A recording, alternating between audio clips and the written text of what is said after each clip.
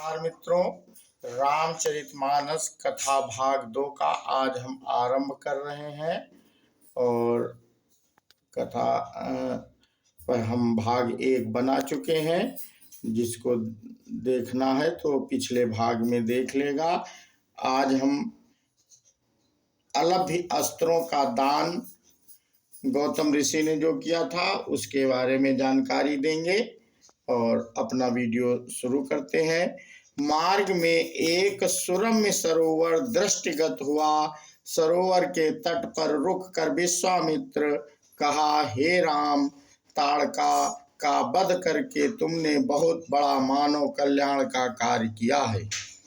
मैं तुम्हारे इस कार्य, पराक्रम एवं चातुर्य और अत्यधिक प्रसन्न हूँ।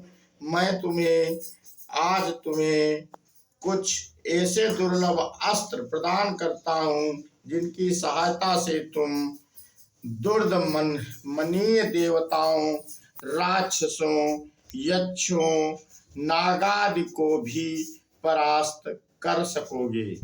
ये दंड चक्र, धर्म चक्र, काल चक्र और इंद्र चक्र नामक अस्त्र हैं। इन्हें तुम धारण करो। इनके धारण करने के पश्चात तुम किसी भी शत्रु को परास्त करने का सामर्थ्य प्राप्त कर लोगे।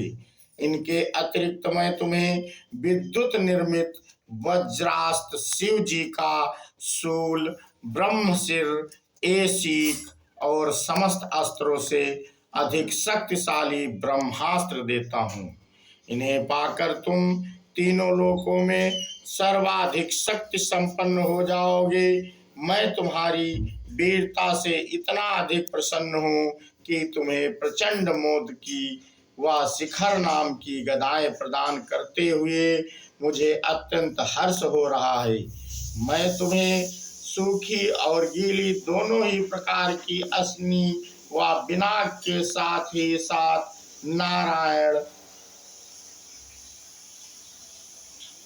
नारायणास्त्र, अग्नेयास्त्र, वायव्यास्त्र, हैशिरास्त्र एवं क्रौच अस्त्र भी तुम्हें प्रदान करता हूँ।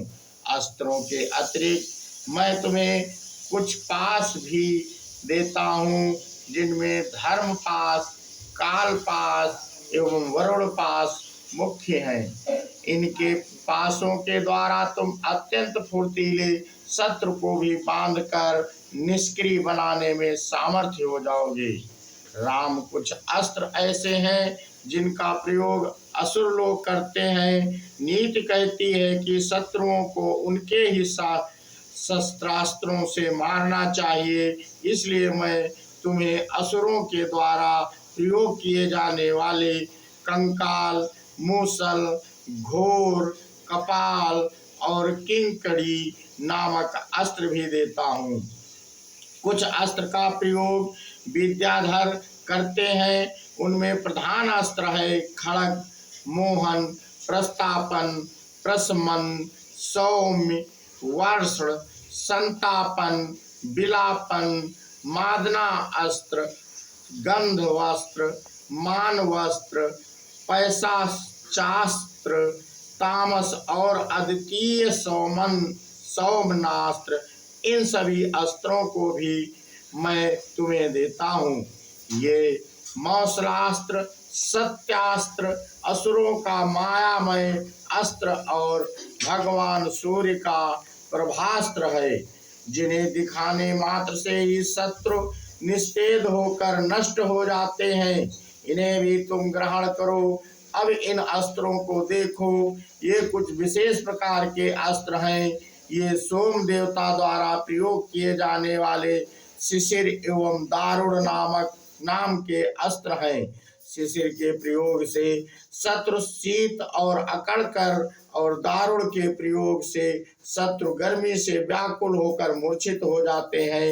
हे वीर श्रेष्ठ, तुम इन अनुपम शक्ति वाले शत्रुओं का मान मर्दन करने वाले और समस्त मनोकामनाओं को पूर्ण करने वाले अस्त्रों को धारण करो।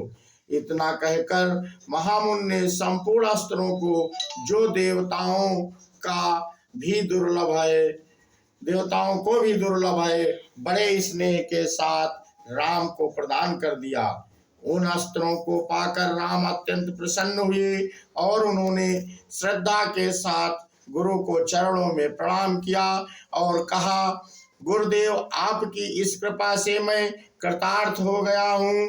अब देवता, दैत्य, राक्षस, यक्ष आदि कोई भी मुझे परास्त नहीं कर सकता।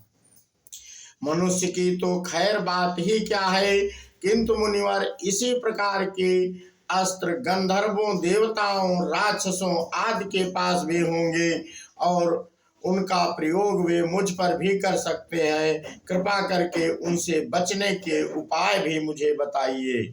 इसके अतिरिक्त ऐसा भी उपाय बताइए जिससे इन अस्त्रों को छोड़ने के पश्चात अपना कार्य करके ये अस्त्र पुनः मेरे पास वापस आ जावें।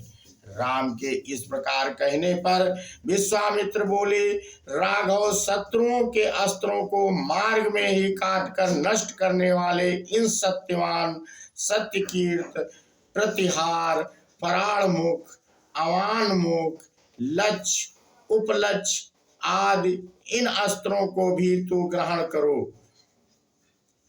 इन अस्त्रों को देने के बाद गुरु विश्वामित्र ने राम को वे विधियां भी बताई जिनके द्वारा प्रयोग किए हुए अस्त्र वापस आ जाते हैं। चलते चलते वे वन के अंधकार से निकलकर ऐसे स्थान पर पहुंचे जो भगवान भास्कर के दिव्य प्रकाश से आलोकित हो रहा था और सामने नाना प्रकार के सुंदर वृक्ष, मनोरम उपत्यका एवं मनोमुग्धकारी दृश्य दिखाई दे रहे थे। रामचंद्र ने विश्वामित्र से पूछा, हे मुनिराज, सामने पर्वत की सुंदर उपत्यकाओं में हरे वृक्षों की जो लुभावनी पंक्तियां दृष्टिगत हो रही हैं, उनके पीछे ऐसा प्रतीत होता है कि जैसे कोई आश्रम है। क्या वास्तव में ऐसा है? यह मेरी कल्पना मात्र है। वहाँ सुंदर मधुभाषी पक्षियों के झुंड भी दिखाई दे रहे हैं, जिससे प्रतीत होता है कि मेरी कल्पना निराधार नहीं है।